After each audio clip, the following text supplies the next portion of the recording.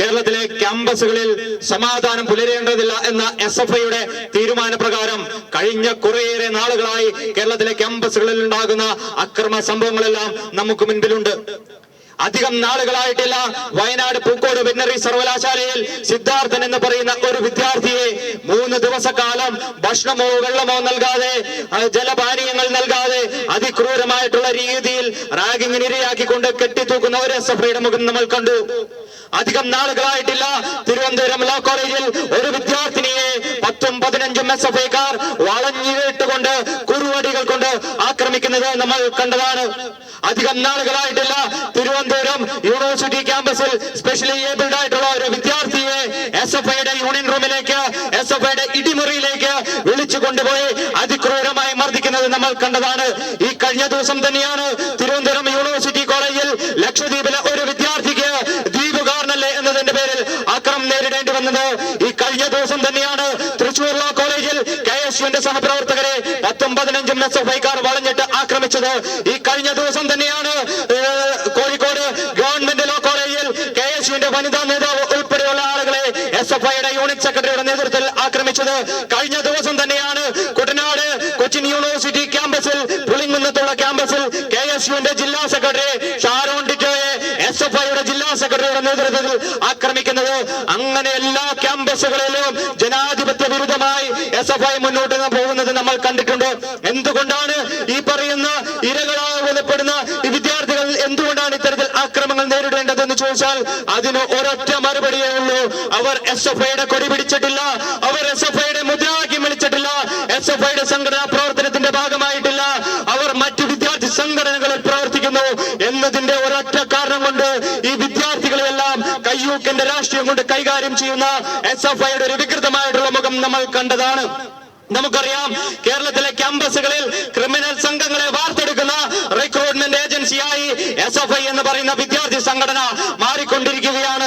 തങ്ങളുടെ കൊടിയിൽ ആലേഖനം ചെയ്തിരിക്കുന്ന സ്വാതന്ത്ര്യമെന്നും ജനാധിപത്യമെന്നും സോഷ്യലിസം എന്നും പറയുന്ന 3 വാചകങ്ങളോട് പോലും അവർക്ക് നീതി പുലർത്താൻ സാധിക്കാതെ SFI മാത്രം പ്രവർത്തിക്കുന്ന കേരളത്തിലെ ക്യാമ്പസുകളെ വിഭാവനം ചെയ്തുകൊണ്ട് ഏക സംഘടനാ വാദത്തിലേക്ക് കേരളത്തിലെ ക്യാമ്പസുകളെ തള്ളിയിട്ടുകൊണ്ട് 2ാം പിണറായി സർക്കാരിന്റെ ഭരണകാലത്ത് എന്ത് ധാർഷ്ട്യവും ധിക്കാരവും കാണിച്ചാലും അതിനെ ചോദ്യം ചെയ്യാനോ നിങ്ങൾക്ക് കുറിച്ചുവിലങ്ങിടാനോ ഇവിടെ മരവാഴയാണ് ആഭ്യന്തര വകുപ്പ് ഭരിക്കുന്നത് എന്ന് തുടരെ നിങ്ങൾ കേരളത്തിലെ തെരുവീതികളിൽ അല്ലെങ്കിൽ കേരളത്തിലെ ക്യാമ്പസുകളിൽ നിങ്ങൾ തെളിയിച്ചതാണ്. നമുക്കറിയാം SFI എന്ന് പറയുന്ന ഒരു സംഘടന വിദ്യാർത്ഥി സംഘടനയെന്ന് നമുക്ക് പറയാൻ സാധിക്കത്തില്ല. തങ്ങളുടെ സംഘടനയിൽ അംഗത്വമെടുത്ത് പ്രവർത്തനം ആരംഭിക്കുന്ന മുഴുവൻ വിദ്യാർത്ഥികളുടെ മസ്തിഷ്കത്തിലേക്കും കലാപത്തിന്റെയും കാലുഷ്യത്തിന്റെയും വെറുപ്പിന്റെയും വിദ്വേഷത്തിന്റെയും വിഷവിത്തുക്കൾ പാകിക്കൊണ്ട് കേരളത്തിലെ ക്യാമ്പസുകളിൽ SFIയുടെ സംഘടനാ പ്രവർത്തനം ആരംഭിക്കുന്ന വിദ്യാർത്ഥികളെ വിഷലിപ്തമായിട്ടുള്ള ഒരു സാഹചര്യത്തിലേക്ക് തള്ളിയിട്ടുകൊണ്ട് അവിടെ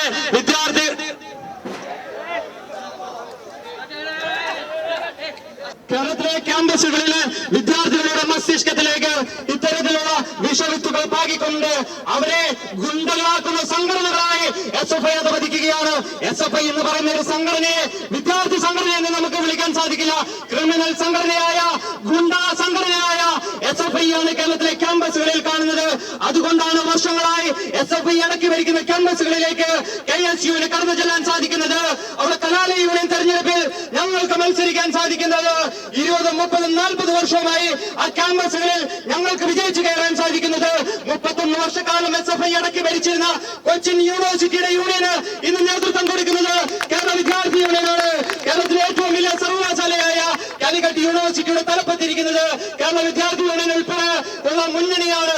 അങ്ങനെ കേരളത്തിലെ ക്യാമ്പസുകളിൽ SFIയുടെ ഏകാധിപത്യ പ്രവണതയ്ക്ക് അറുതി വരുത്തിക്കൊണ്ട് KSU മുന്നോട്ട് പോവുകയാണ്. എന്താണ് ഈ ITI ക്യാമ്പസിൽ നടന്നത്? തോട്ടട ITIയിൽ 24 വർഷക്കാലം SFI അടക്കി ഭരിച്ചിരുന്ന ഒരു ക്യാമ്പസ്.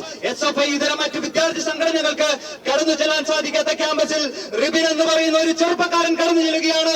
ആരാണ് മുഹമ്മദ് റിബിൻ? വർഷങ്ങളായി SFI അടക്കി ഭരിച്ചിരുന്ന കണ്ണൂർ SN കോളേജിൽ KSUവിന്റെ പ്രവർത്തകനായി കടന്നു വന്ന് മലയാളം ഡിപ്പാർട്ട്മെന്റിൽ അഡ്മിഷൻ എടുത്ത് 3ാം വർഷത്തിലായപ്പോൾ വലിയ ഭൂരിപക്ഷത്തിൽ കോളേജ് യൂണിയൻ ചെയർമാനായി വിജയിച്ചു കയറിയ ഈ മുഹമ്മദ് റിബിൻ ചെയർമാനായി വിജയിച്ചു കയറി ഒരാഴ്ച കഴിയുന്നതിന് മുൻപ് ക്ലാസ്സിൽ പഠിപ്പിക്കുന്ന അധ്യാപകരുടെ മുൻപ് ആ വിദ്യാർത്ഥി റിബിൻ എന്ന് പറയുന്ന കോളേജ് യൂണിയൻ ചെയർമാനെ വലിച്ചു നിലത്തിട്ട് അവന്റെ മസ്തിഷ്കത്തിലേക്ക് ചവിട്ടുന്ന SFI എന്ന് പറയുന്ന ഒരു കിരാത സംഘടനയെ ആശുപത്രിയിൽ കിടക്കയിൽ കിടന്നതിന് ശേഷം അവൻ സംഘടനാ പ്രവർത്തനവുമായി മുന്നോട്ട് പോയി. ഈ അടുത്ത കാലഘട്ടത്ത് കണ്ണൂർ തോട്ടർ ഐറ്റിയിൽ റിബിന്റെ നേതൃത്വത്തിൽ അഡ്മിഷൻ എടുത്തു. അവിടെ KSUവിന്റെ യൂണിറ്റ് ഇട്ടു, സംഘടനാ പ്രവർത്തനം ആരംഭിച്ചു. വർഷങ്ങൾക്ക് ശേഷം കോളേജ് യൂണിയൻ ITI തെരഞ്ഞെടുപ്പിൽ KSU മുഴുവൻ പാനലിൽ മത്സരിക്കുന്ന ഒരു സാഹചര്യത്തിൽ നോമിനേഷൻ കൊടുക്കാൻ പോകുന്ന ഒരു ഘട്ടത്തിൽ റിബിനെ ആക്രമിക്കുകയാണ്. ഇവിടെ KSUവിന്റെ സംസ്ഥാന കമ്മിറ്റിയുടെ കൺവീനർ പ്രിയപ്പെട്ട ജിഷ്ണു രാഘവുണ്ട്. ITIയുടെയും പോളിയുടെയും ചുമതലയുള്ള ഈ വരുന്ന വെള്ളിയാഴ്ച നടക്കാൻ പോകുന്ന ITI തെരഞ്ഞെടുപ്പിൽ ഞങ്ങൾക്ക് കടന്നു ചെല്ലാൻ സാധിക്കാത്ത 19ഓളം ITIകളിൽ ഞങ്ങൾ മുഴുവൻ പാനലിൽ നോമിനേഷൻ കൊടുത്ത് ഞങ്ങൾ മത്സരിക്കുകയാണ്. SFIയുടെ 19 കോട്ടക്കൊത്തളങ്ങളെ പൊളിച്ചുകൊണ്ട് ഞങ്ങളുടെ സംഘടനാ പ്രവർത്തനമായി ഞങ്ങൾ മുന്നോട്ട് പോവുകയാണ്. 24 വർഷക്കാലത്തെ SFIയുടെ ടോട്ടൽ ITIയിൽ അവരുടെ യൂണിയന് വിള്ളൽ വീണു.